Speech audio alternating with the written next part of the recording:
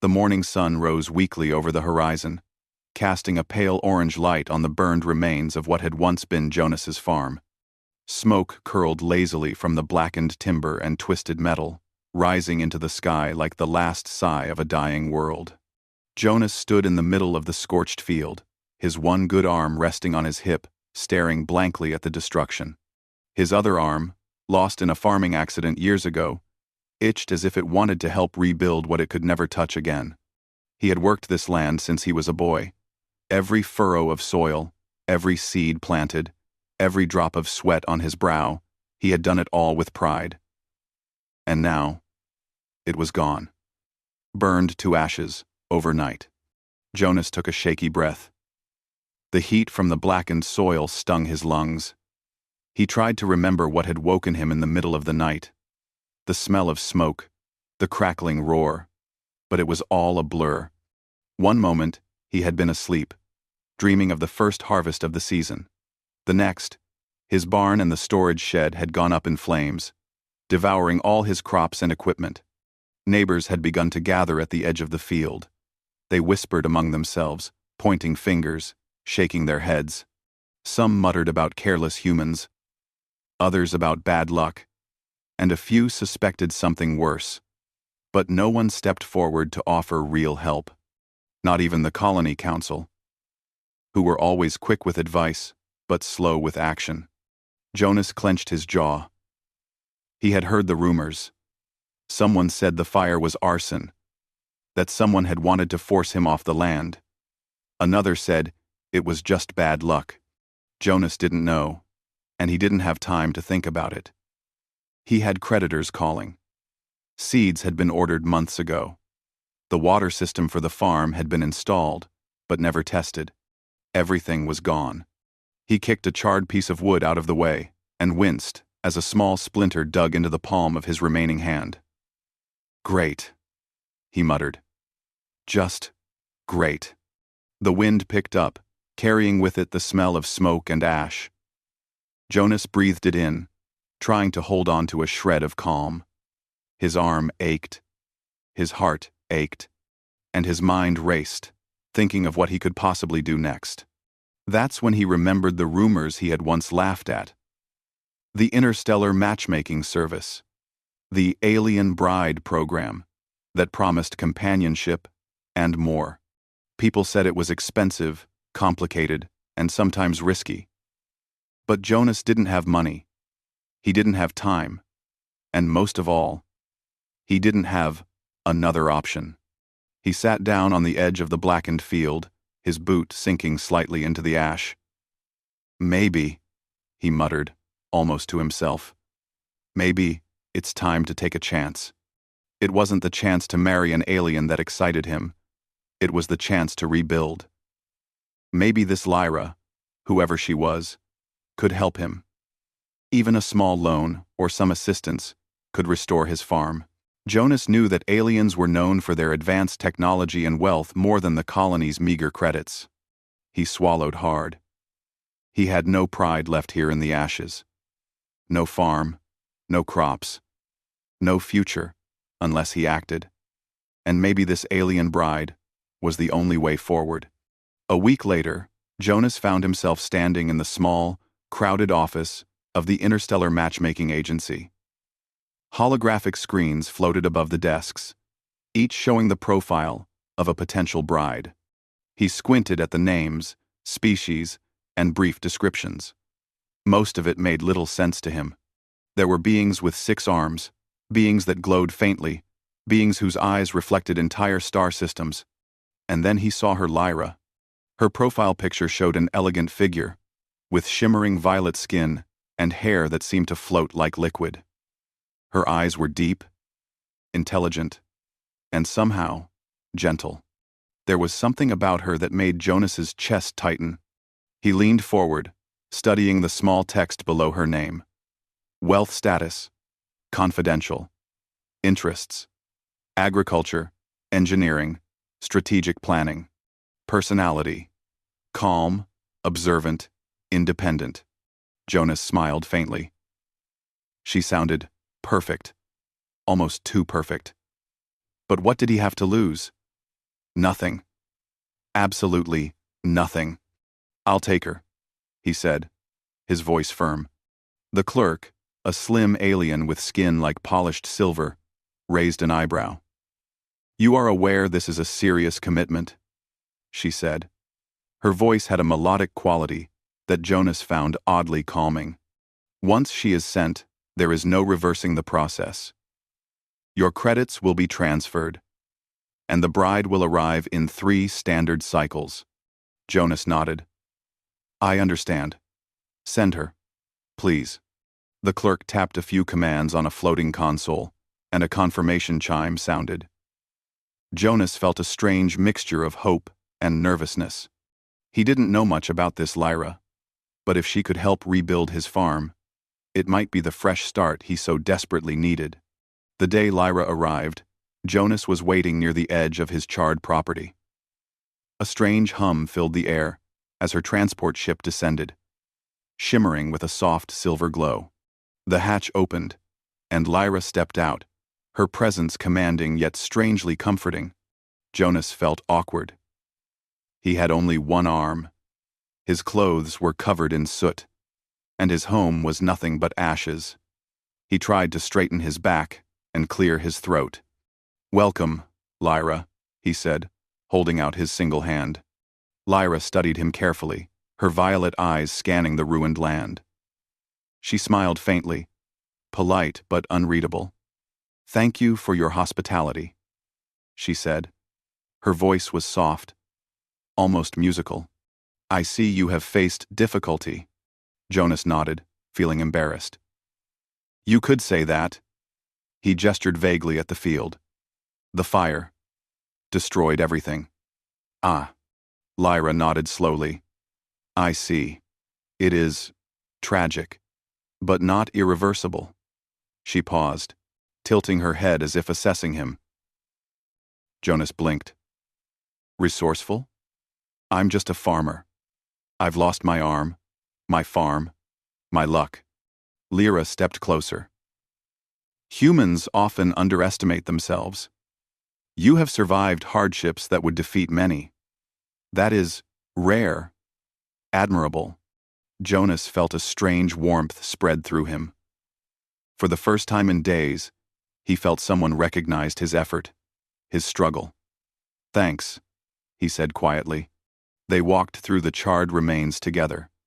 Lyra's eyes were sharp, noticing things Jonas had overlooked: the soil's composition, the water supply, even the scattered remnants of machinery. With proper planning and effort, this land can be restored better than before, she said. Jonas blinked. She spoke as if she had already seen it. Imagined it rebuilt. How can you be so sure?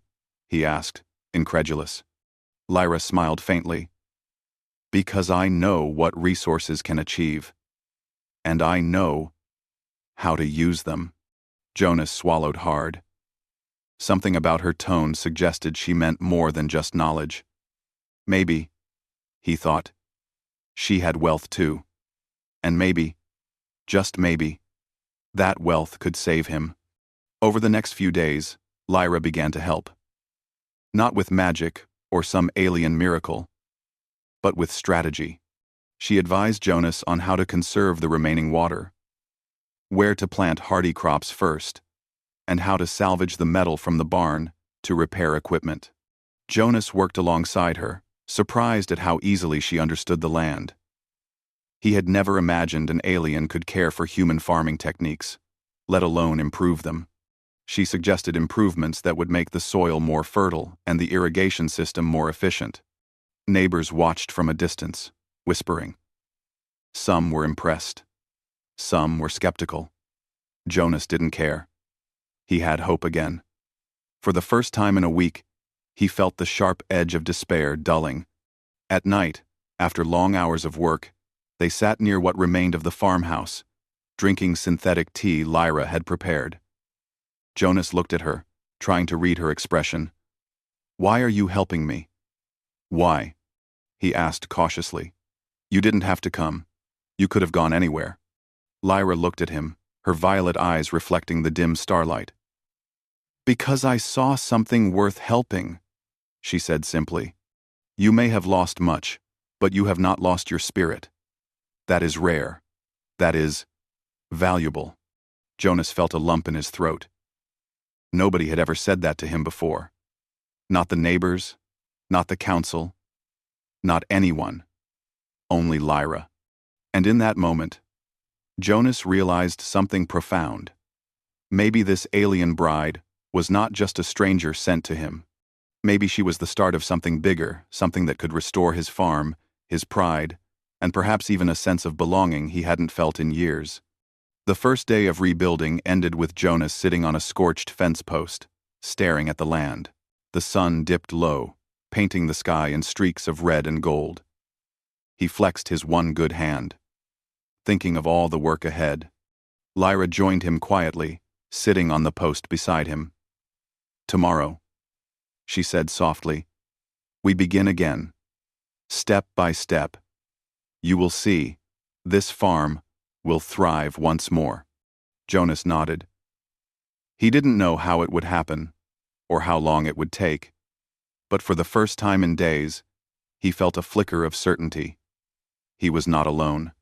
And with her help, maybe, just maybe, the farm and he himself would survive. The morning sun spilled over the horizon, lighting up the blackened fields in a harsh, unforgiving glow. Jonas stood at the edge of the charred farm, brushing ash off his clothes. His muscles ached from the previous day's labor, but he didn't complain. He had learned long ago that complaining didn't rebuild anything. Lyra was already at work, her hands moving swiftly as she examined the soil, the remnants of burnt crops, and the irrigation system. She didn't use tools Jonas recognized at first, strange metallic instruments that hummed softly as they scanned the ground. But she moved with confidence, making notes in a small holographic pad that hovered beside her. Morning, Jonas said, nodding to her. Lyra looked up, her violet eyes calm and focused. Morning, Jonas. Today, we focus on restoring the soil. You will be surprised how quickly it can recover with proper care. Jonas raised an eyebrow. Proper care? I've been farming for 20 years. What could I possibly be missing? Lyra smiled faintly. Experience teaches much, yes. But there are methods you have not tried. And some things only technology can accelerate. Jonas grunted, unsure if he liked hearing that. But as he watched her work, he realized she was right. She moved with precision, examining the burnt earth, identifying which patches could still grow crops, and marking areas that needed special treatment. He had never seen anyone, human or alien, work so efficiently with farming. By mid-morning, Lyra had directed Jonas to gather all the surviving seeds and sort them by viability. She demonstrated a simple test that involved water, a small electric pulse, and a strange glow. To Jonas's amazement, it revealed which seeds were still healthy enough to plant. Where did you learn this? He asked, holding up a handful of seeds that glowed faintly under her tool. I studied agriculture on multiple planets, she replied, as if it were the simplest thing in the universe. Some methods are universal. Others require understanding the land differently. Jonas shook his head. Different planets, huh? Guess I've been farming on one little rock for too long. He chuckled, though the sound was bitter. He remembered how proud he had been last season, planting rows of vegetables and grains, only to see them destroyed by the fire. Lyra handed him a small, metallic container. Plant these in the prepared soil. They will germinate faster than ordinary seeds. Jonas took it, surprised. Faster than ordinary seeds? How? Quote, special treatment. Nutrients adjusted for your soil. Nothing magical. Just applied science. Jonas stared at her, dumbfounded. She wasn't just a bride. She was a partner. She could teach him. She could help him rebuild the farm faster than he had ever imagined. Over the next few days, Jonas worked side by side with Lyra. Each day brought small victories. They managed to repair the irrigation system partially, using salvaged pipes and the alien tools she provided. The soil started to regain its color. Seeds sprouted tiny green shoots, stubbornly fighting through ash and dirt. Word began to spread through the colony. Neighbors who had once whispered about his misfortune started stopping by, curious. Some brought supplies, a few liters of water, basic tools, but most just watched from a distance. Jonas ignored them. He had no time for gossip. And yet, he couldn't help but notice how Lyra handled their curiosity. She smiled politely, answered questions with intelligence, and never revealed more than necessary. She carried herself like someone used to attention and respect. Jonas suspected that the rumors about her wealth were true. One evening, as the sun dipped low and painted the sky in streaks of orange and violet, Jonas sat on a charred fence post, his body aching. Lyra approached, carrying a small, glowing container. "I found a way to improve water distribution overnight," she said softly. "It will reduce evaporation and increase soil absorption." Jonas looked at her, admiration mixing with disbelief. "You really can't just visit and stay quiet, can you? Everything you touch improves." Lyra's lips curved in a faint smile. "I have resources and knowledge. You have determination and experience. Together, we can rebuild what was lost. Perhaps even make it stronger." Jonas shook his head. "Stronger than before? I didn't think that was possible." "Humans are capable of more than they believe," she said quietly, "especially when they do not give up." Jonas felt a flicker of pride. For the first time in a long time, he wasn't just surviving. He was doing something meaningful again. It was during the third day of rebuilding that Jonas noticed something strange. Lyra seemed to disappear for hours at a time, walking toward the edge of the farm where an old storage shed had stood. He assumed she was examining the land. But when he followed her discreetly, he saw her doing something unexpected. She tapped on a panel hidden beneath a pile of debris, and a soft, blue light glowed. A compartment opened, revealing boxes stacked with small, metallic cubes and shimmering sheets, credits, tools, and advanced farming devices Jonas had never seen before. His eyes widened. "Lyra, what is this?" he whispered, barely daring to speak. She turned, her expression calm but unreadable. "I anticipated you might need them. Your farm, your livelihood, cannot survive on determination alone, but it can survive with assistance, discreet assistance." Jonas felt a rush of gratitude, awe, and guilt. "You didn't have to do this," he said, his voice shaking. "I chose to," Lyra replied. "You are human. You endure. You fight. And I respect that. It is rare among your kind." Jonas swallowed hard. He didn't fully understand her, but he realized something important. This wasn't charity.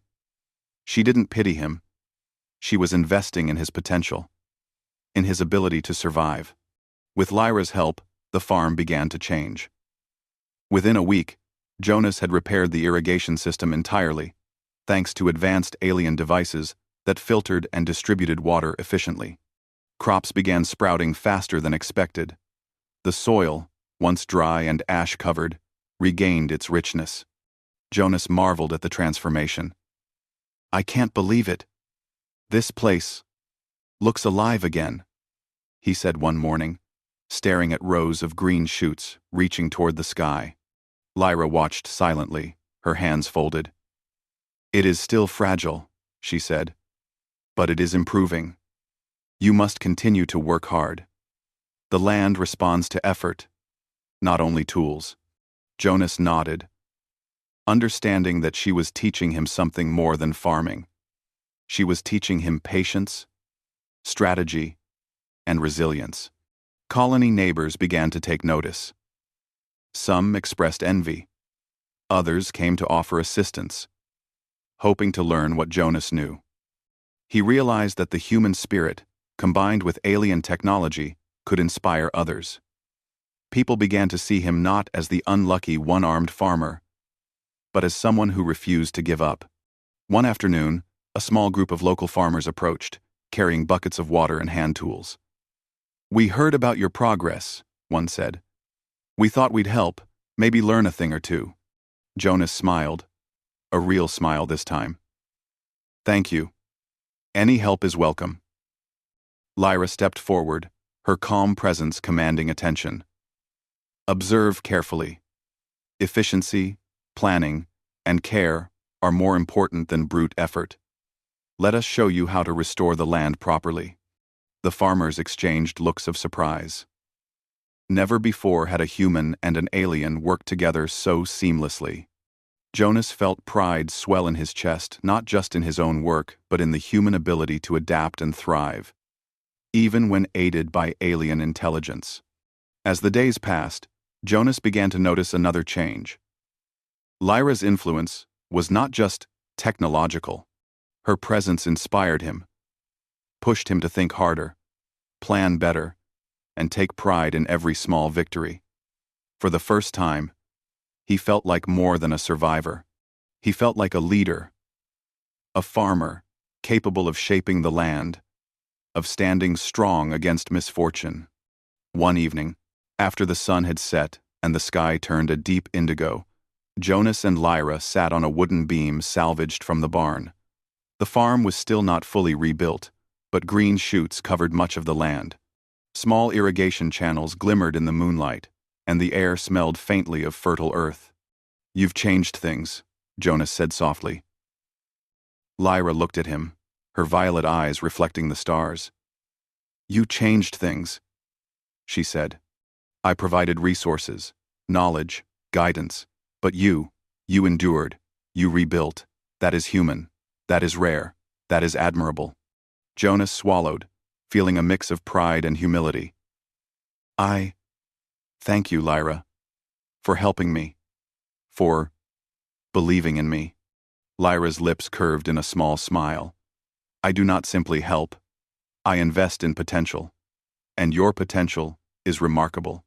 Jonas felt a warmth spread through him, a feeling he hadn't felt in years. Perhaps, he thought, this was the beginning of something more than just a farm. Perhaps it was the beginning of a life he never imagined possible. For the first time since the fire, hope had returned.